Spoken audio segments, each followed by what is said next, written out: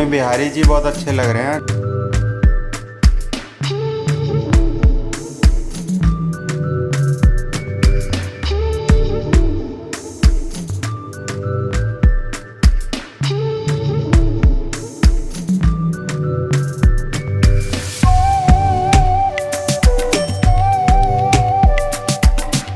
आज का वीडियो शुरू करती हूँ एक किस्से से। मतलब ऐसी ये बात होगी 20-22 साल पुरानी, और मुझे ना अपने लिए एक टू व्हीलर लेना था क्योंकि मैंने अपनी पढ़ाई स्टार्ट करी थी और मुझे उसके लिए जाना पड़ता था कॉलेज। और और मैं किसी भी तरह से किसी पर डिपेंडेंट नहीं होना चाहती थी। तो जैसे मेरे ही घर के एक मेंबर ने अपने लिए टू व्हीलर लिया था। मतलब वो मेंबर तो हमारे घर के थे बट उनकी शादी हो गई थी।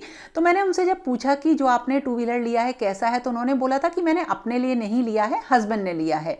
तो मैंने उनसे पूछा आपने अपने लिए क्यों नहीं लिया, तो उनका कहना था कि अगर मैं अपने लिए कोई चीज़ लूँगी ना, खासकर टू व्हीलर, तो मुझे घर के बहुत सारे काम करने पड़ेंगे और धीरे धीरे बहुत सारी जिम्मेदारियां मेरे ऊपर आ जाएंगी। तो सबसे अच्छा है ना अपने लिए लो ही मत, हस्बैंड को ही सारे काम बताओ।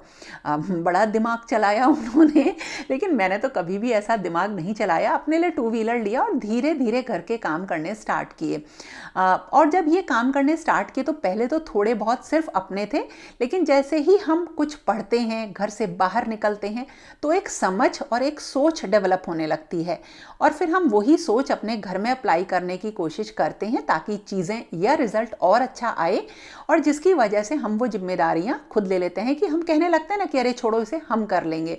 वही हुआ। तो घर को संभालते संभालते धीरे धीरे सारी जिम्मेदारियां मैं अपने सर लेती गई, क्योंकि मुझे हमेशा से ही अच्छा करने का शौक रहा। लेकिन अब इसके ना बहुत सारे फायदे हुए और थोड़ा सा नुकसान हुआ। तो फायदे तो क्या हैं लास्ट में बताऊंगी। तो सबसे पहले नुकसान तो मैं आपको ये बताती हूँ कि अब सारी चीज़ें ना कभी भी बिखरी हुई, खराब, अच्छी नहीं लगती। और धीरे धीरे बाहर निकलते निकलते और जॉब करते करते, पब्लिक डीलिंग करते करते बहुत सारी चीज़ें ना आपका दिमाग बनने लगता है, आपकी अलग एक सोच बन जाती है। और फिर क्या करते हो, आप सारे काम करने लगते हो अपने तरीकों से, और फिर वही बात है, सारी जिम्मेदारी आपके ऊपर आ गई। नुकसान ये होता है कि कभी कभी इन सारी चीज़ों से आपको बहुत चिढ़ आएगी। मुझे बहुत आती है। लेकिन अब जैसे मैंने आपको बताया ना, हर नवरात्रे पे मैं अपने अंदर एक अच्छी हैबिट डालती हूँ, 1 साल तक उसे चलाती हूँ और नेक्स्ट ईयर उसे इवेलुएट करती हूँ कि मैंने इसको अपने अंदर कितना डाला। तो धीरे धीरे करके आदतें बनती जा रही हैं। तो मतलब सेल्फ इवेलुएशन करना और अपने अंदर इंप्रूवमेंट करना, यही अब मैं सीख गई हूँ।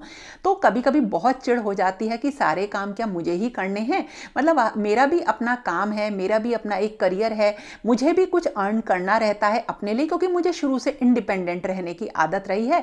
हस्बैंड से शायद मैंने कभी भी किसी काम के लिए, चाहे वो घर का हो, मेरा हो, कभी कोई भी चीज़ नहीं मांगी है। तो अब वो आदत है। तो जब मेरा काम किसी चीज़ से थोड़ा सा डिस्टर्ब होता है तो मुझे भी बुरा लगता है कि सब लोग अपने कामों में लगे हुए हैं, जबकि मुझे अपने घर की बहुत सारी चीज़ों पे फोकस करना होता है। लेकिन इसका सबसे बड़ा फ़ायदा ये है कि मैं बहुत सारी चीज़ें सीख गई। जिन्होंने मुझसे ये चीज़ कही थी वो अभी तक केवल ये जानते हैं कि अच्छे कपड़े क्या होते हैं और अच्छी ज्वेलरी को कब किस तरीके से पहनना चाहिए ताकि लोगों पर उसका एक अफेक्ट पड़े। इसके अलावा वो कहीं भी अपनी लाइफ में आगे नहीं बढ़ पाए। लेकिन हाँ, हम धीरे धीरे बहुत सारी चीज़ें सीखते गए। और अगर मैं आज इवेलुएट करूँ अपने आप को, तो लाइफ में मैं आगे इतना बढ़ पाई कि मैं अपने पैरों पर खड़ी हूँ। और इसके अलावा मैं सारी चीज़ें समझ जाती हूँ, जानती हूँ। और बहुत ढेर सारी गलतियाँ करने के बाद एक लाइफ में मैंने कुछ चीज़ें सीखी हैं। गलतियाँ अगर हम डर जाते हैं ना करने से, तो कुछ नहीं सीख पाते। तो थोड़ा सा नुकसान होता है, गलती होती है, या कभी कभी डांट भी पड़ती है, तो उसे झेल लेना चाहिए।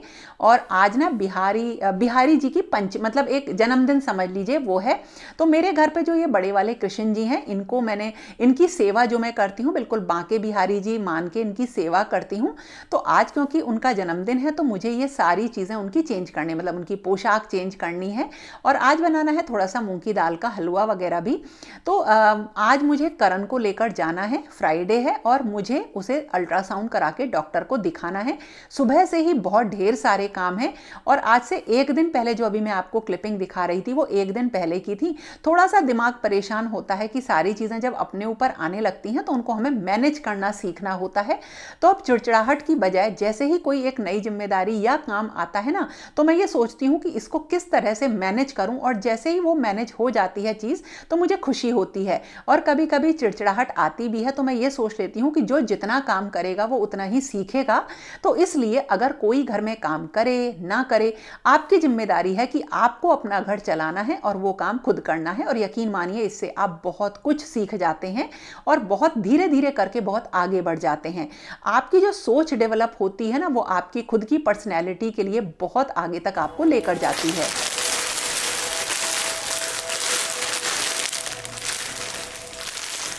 ये आई है भगवान जी की नई ड्रेस। तो ये तो है उनका जो वो ओढ़ेंगे पटका, और ये है उनकी पूरी जो पोशाक होती है वो। ये ना देवी जी का है पूरा जो है, इसमें एक लहंगा है और चुन्नी है, लेकिन मैं लहंगा तो यूज़ कर लूँगी। तो ये है, और ये आई है मेरे ठाकुर जी के लिए एक नई माला। तो मैचिंग लेकर आई हूँ और अब पहना रही हूँ, उनको धारण करवा रही हूँ। तो देखो, सबसे पहले मैं आपको दिखा दूँ ये ड्रेस कैसी है। ये है पोशाक, देखिए बहुत ही प्यारी है। ये ऑरेंज कलर की, मुझे यही कलर बहुत अच्छा लगता है। वैसे तो ठाकुर जी के ऊपर सारे कलर अच्छे लगते हैं। तो ये है, और ये पटका है जो इसके साथ आता है, और ये ऊपर का है, लेकिन मैं ये नहीं पहनाती हूँ उनको, ये रखा रह जाता है। तो मैं सबसे पहले ये धारण करवाती हूँ, फिर करवाऊंगी जो है उनको दुशाला, यानी कि उनका पटका।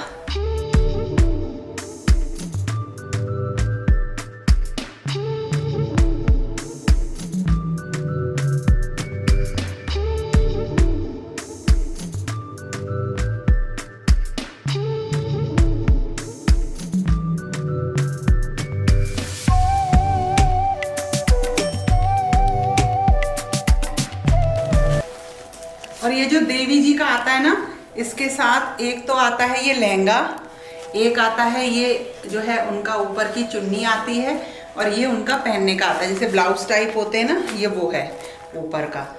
तो ये जो है ना, अब क्योंकि सर्दियां हैं तो ये जो मैं लेके आई हूँ ना अपने ठाकुर जी की ड्रेस, ये वेलवेट की है। तो सबसे पहले धारण करेंगे वो नई माला, मीनाकारी के काम की है। ये देखिए इस तरह से बड़ी ही सुंदर है ये। और ये एक नए ना उनके जो है कानों के लिए भी लेकर आए थे, ये है ना सुंदर से।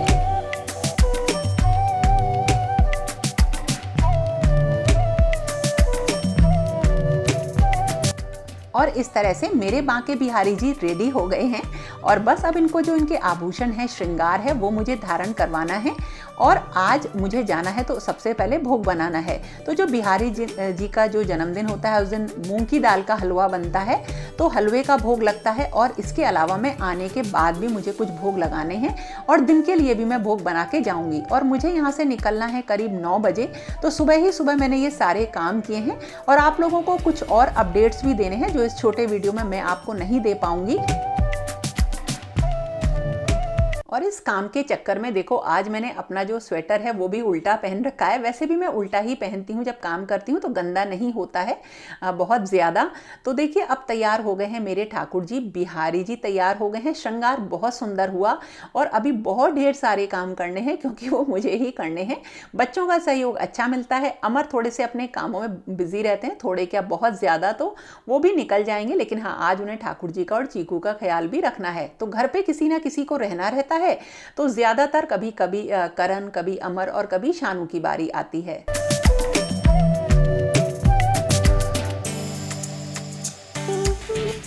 मम्मी बिहारी जी बहुत अच्छे लग रहे हैं आज। हाँ, बहुत सुंदर लग रहे हैं, मुझे भी अच्छे लग रहे हैं, बहुत प्यारे लग रहे हैं। मतलब जल्दी से दीपक वगैरह जलाऊंगी, भोग बनाऊंगी भगवान जी का करण, और फिर जाना है अपन लोगों को आज आगरा। फटाफट कर रही हूँ तैयारी।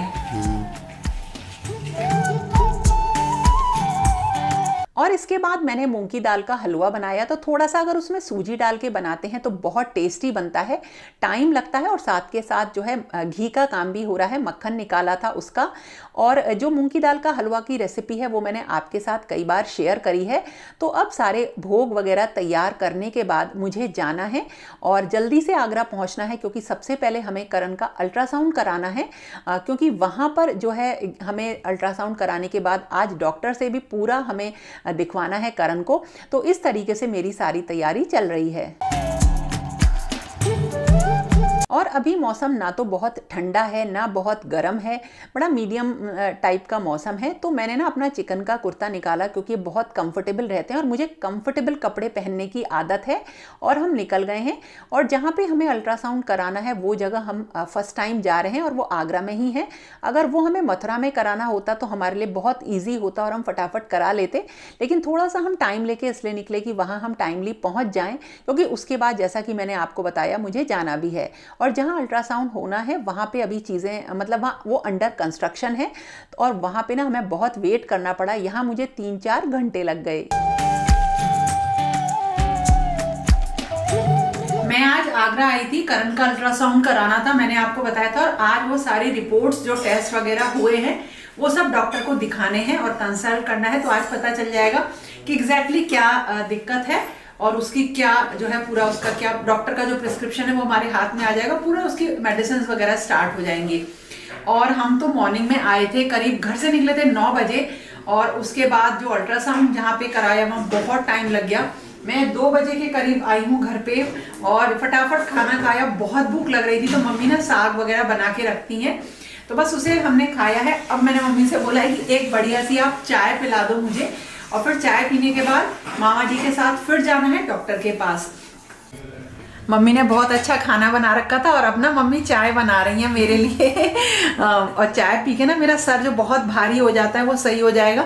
और जब मेरा सर भारी होता है ना मम्मी, वो फिर सही नहीं होता बहुत, 2-3 दिन तक। हाँ, 2-3 दिन तक ऐसे ही रहता है, बिल्कुल भारी भारी सा। हाँ, तो अब चाय पी लूंगी ना तो सही रहेगा, है ना। हाँ, मसाला डाल देती है मम्मी, चाय मसाला, इसमें तो बढ़िया लगती है चाय।